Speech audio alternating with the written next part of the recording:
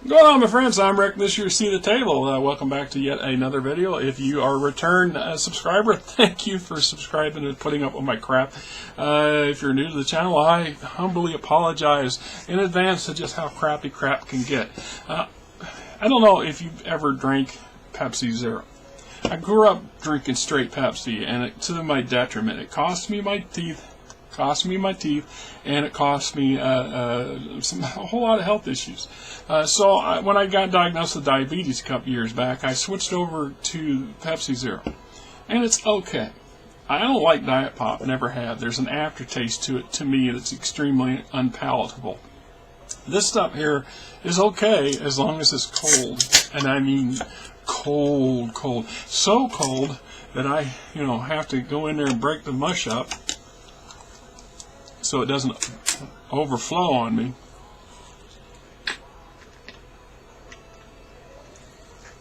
There you go. Nothing like some good cold Pepsi slushiness.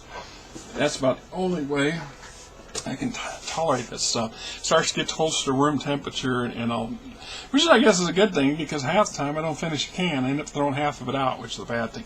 We are looking at the player character record sheets for advanced D&D. Circa 1980, 1981. It says it right here. 1980, 1981. TSR Hobbies, all rights reserved. Right, I bought that as I was 14. I was 14 in 1980. Yeah. Because I was 18 in 1985, so by the end of 84, so 14, 15, I didn't have a driver's license yet. I was getting these things through mail order on a rare occasion when one of my buddies' dad would drive us to the game store. But one of the interesting things I got about this particular pack is it's mostly intact. I only used like 1 or 2 sheets out of it, because I realized, first off, these things are expensive. These were expensive even then. Back in my mind, they were expensive. Doesn't say right up top what I paid for it, but I think it was like $10, something like that. But more importantly, my concern was that I would burn through these record sheets so much. So the evolution of record sheets. Everybody has their own style and differences and things like that. For me, I started out with using the official record sheets that come with most game systems. I don't care what the game system is. If it's old enough, it has record sheets. Then we would then grow to learn what was useful for us and what wasn't useful for us. And we would then thus modify these things to start making our own. And then, of course, the years went by, and eventually things like word processors and the predecessors, and early computers, but for us poor folks, it was word processors. And yeah, I spent $700 for a word processor in 1985, I think I did. It was nuts, because I didn't have $3,000 to spend on a computer. Right? It wasn't a couple years after that I broke down and bought my first computer, because my uncle convinced me, the internet and my uncle convinced me of the value of it, and that's history. So I started making my own. I used typewriter, type them up, hand draw, whatever, and we used the originals. So we stopped as a guide, as ideas, and modifying. Of course, every issue that came out, every time a new edition came out, this would have been for first edition.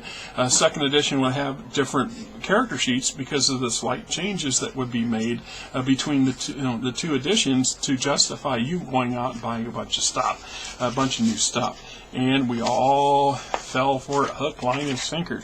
So it comes into the front page. We have the explanations, identifications, abilities, combat, hit points, saving throws, opening, the opening word. The layout of the product is very important, and it should be understood that the data appears where and how it does appear.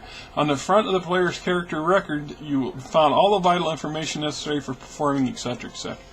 So, and then we go and look at that's the rear cover. See, and this is how with a lot of us old fools bought our stuff. Is we would buy something, and in the in that back page or two, or on the back page, there would be a list of new things. And so we would then write to TSR to request a catalog, or we would write to TSR specifically to order an item we saw here. And sometimes, in this case, there's no prices. Some of them did have prices. That's what the damn catalogs were important. And anyway, so we got weaponless combat, special skills, player's handbook, some breakdown for fighter, ranger, paladin, cleric, druid, thief, assassin, monk, multi-class, possessions, magic items, things like that. It's hard to read. Even with my glasses on, it's hard. The print is so tiny compared to what we use today. All right. So carries personal properties of the character and their disposition, packing list, encumbrance, etc., etc. So when we look at the sheets themselves, we have place for your name, your character's name, the campaign, then the class, race, patron or deity, place of origin, level, alignment, religion, your character name goes here, a character sketch if you wanted to make a picture of your person, your move base, concealed, climbing, special move, secondary skill, vision, listening.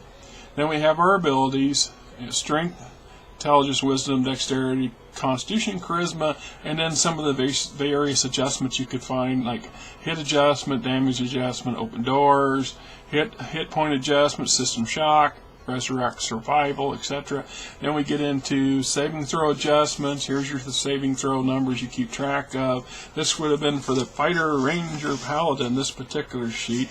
And then you go down through the back here, and then we have the cleric and druid have their own character sheet.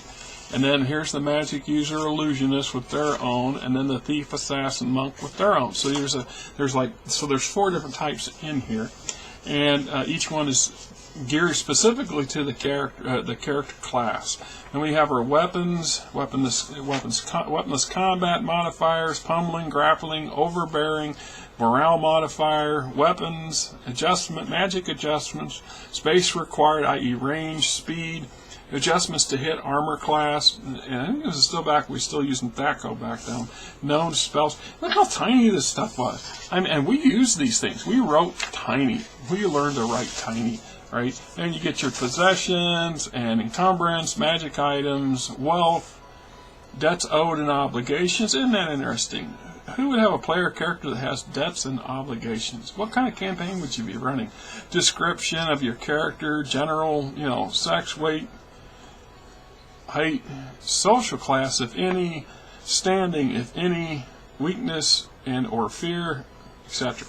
And then compatriots, henchmen, whatever that you got in there for that. So at the end of the day, it's really pretty basic, but they managed to cram a lot of stuff in there. And when you write those things out in human eyeball, or it's not an eye strain to kill screw your eyesight up trying to read, you end up with 2 or 3 pages. I mean, I've had character sheets, accumulated character sheets with as many as 8 or 10 pages, depending on exactly what it was and how much material and stuff I had to keep track of, tabs of. And that's not even including a journal of what we did and what we didn't do kind of stuff. Meanwhile, we look at where we're at today, a lot of digital stuff. It makes things a little simpler, a little easier. Nothing wrong with that, etc., etc. So anyway, I thought it would be interesting. Somebody made a comment last month, some weeks ago, about a character sheets or something, and I thought, hey, I still have mine. Let's do a thing on it, right? Anyway, there you go. I'm Rick. You're not. It is the first weekend of August. The Iowa State Fair is coming up next weekend.